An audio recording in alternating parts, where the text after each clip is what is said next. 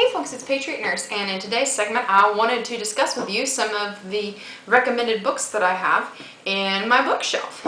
And before we start out, don't feel like you have to jot everything down, because I have just started the patriotnurse.com website, and we're at the website we have the Patriot Nurse bookshelf and also the Patriot Nurse's medical stash, medical supplies.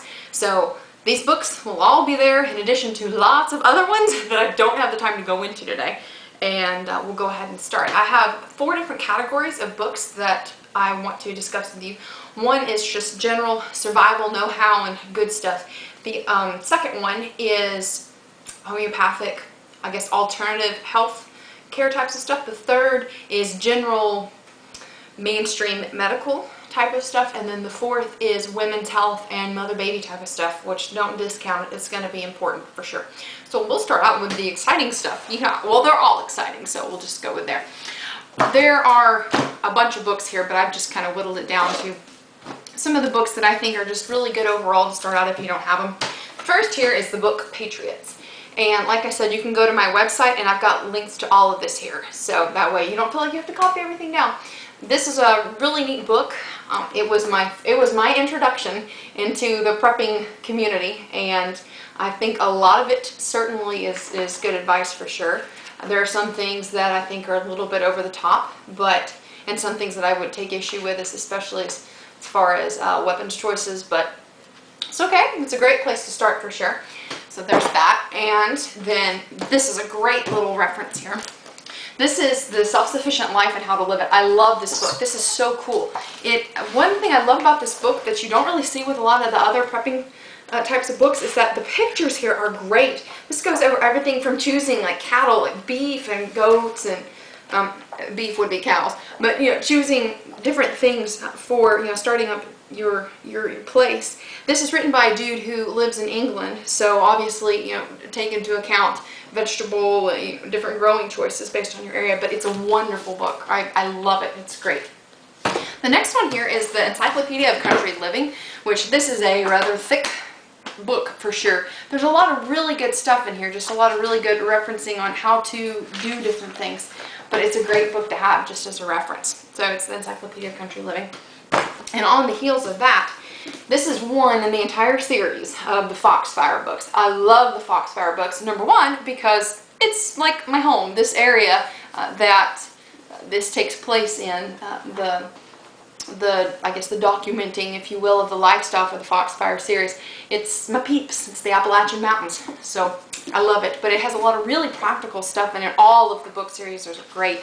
Or all of the books in the series are great. Chimney building, everything from How to Kill a Hog, which I don't eat pigs, but just a lot of really good stuff. And also with that is a lesser known book, which is the Foxfire Book of Appalachian Cookery. This is a wonderful book. This actually goes into detail about how to cook with cast iron over fires, which a lot of people are not used to. Actually, I love baking over fires, and I'm quite proficient with it.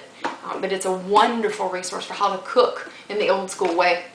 And also the Ball Complete Book of Home Preserving. I love this. Some of the recipes that I've tried out in here have just not tasted really good, but it's a great go-to reference as far as cook temperatures, different things with pressure canning and water bath canning, both of which I've done. So the Ball Book of Home Preserving is a great one. Okay, so that's the general preparedness, survival types of stuff. Let's segue into the medical prep side of things. I'm really only going to put up a few of these alternative books because, in my opinion, if you follow these, you won't have a lot of the problems that you have to seek out medical treatment for. And this is the Bragg series. There's been some question about Patricia Bragg and Paul Bragg and lots of that stuff. That's okay, but the bottom line is that the lives of their students and the health of their students speak for themselves.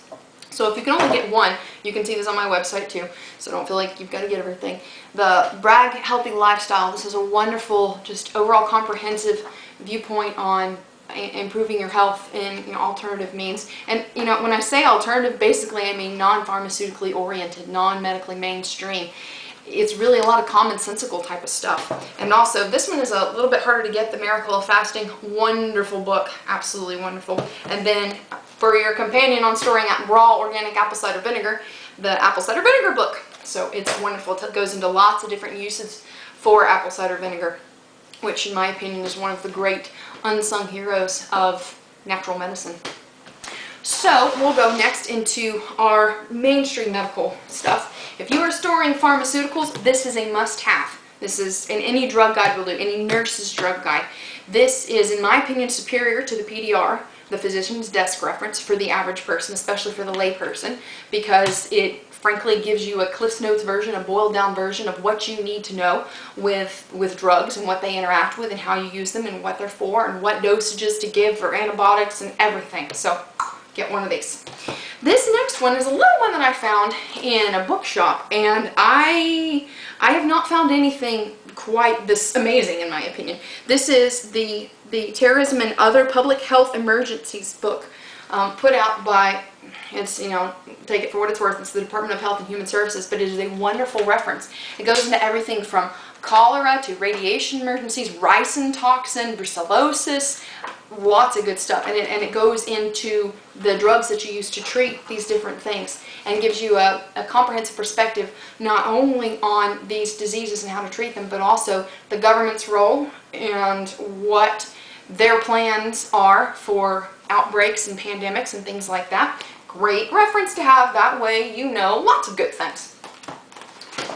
And this one is actually a really good reference too. This is the Ethicon Wound Closure Manual. This will show you different suturing techniques for different areas of the body, different wound types and management and things like that. It's a really good reference. Like I said, there's nothing to substitute actual practice with suturing. I don't do it that often. I know how to, I have done it, but it's not something that I use every day. But this is a wonderful book for a general reference. If you're storing sutures and suturing equipment or a general surgical kit, you need that. This is a wonderful little book. It is Human Anatomy by Ken Saladin. This is a book I went through nursing school with, and I really like it because it's very rich visually. And in my opinion, if you're going to fix the human body or there's something the matter that needs addressing, you need to know what the norm is. It's great to know what the exceptions are, but you need to know how to spot normal too. So this is a wonderful book, and you can get it for a song. It is in one of the earlier editions, but that's just fine because the human body hasn't changed very much over thousands and thousands and thousands of years, and probably more. But there's lots of good stuff here. And now the last one is something that is quite near and dear to my heart, and that is women's health and mother-baby type of stuff. I have 4 books here that are very important. Men, if you have wives of childbearing ages, then you really need to pay attention to this. Because, especially if your women are not familiar with breastfeeding, you're going to be in for a rude awakening when that baby goes through all the formula that you stored. So go ahead and look at this now. This is the Ultimate Breastfeeding Book of Answers. It's a wonderful resource because it goes into different problems that are commonly encountered with breastfeeding and how to address them. A wonderful book. It does not take the place, in my opinion, of a lactation consultant, but it's fantastic for a reference. There's another great one, Pregnancy, Childbirth, and the Newborn. And this is by Penny Simkin, I think. Yeah, Penny Simkin and Jan Whaling. It's a great reference to what to be expecting in pregnancy and in the postpartum period, what's normal for your wife or for your woman and the baby too, so you need to consider that. And along with that, 2 very important companions for pregnancy and for birth. This one right here, Birthing from Within, is a fantastic book.